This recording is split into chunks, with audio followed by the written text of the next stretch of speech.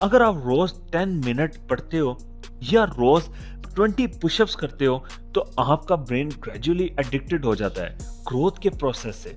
और एक दिन आपको रियलाइज होता है कि आपने कितनी प्रोग्रेस कर ली है। चौथा फैक्ट है, कंपैरिजन डिस्ट्रॉयज मोटिवेशन। एक साइकोलॉजिकल स्टडी कहती है कि जब हम किसी और से अपना कंपैरिजन करते हैं तो हम अपनी प्रोग्रेस से सेटिस्फाई नहीं रहते।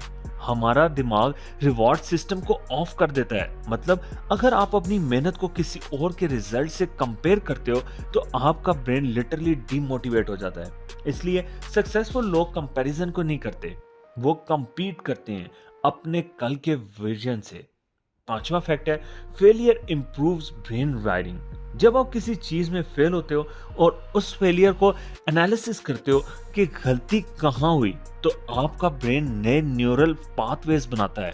ये नए कनेक्शंस आपको स्मार्टर बनाते हैं। इस प्रोसेस को कहते हैं न्यूरोप्लास्टिसिटी। मतलब हर बार जब आप फेल होते हो और सीखते हो, आपका दिमाग लिटरली इवॉल्व करता है। तो अगर आप किसी एग्जाम, इंटरव्यू या बिजनेस में फेल हुए हो तो समझो कि आपका ब्रेन नेक्स्ट लेवल पे अपग्रेड हो रहा था।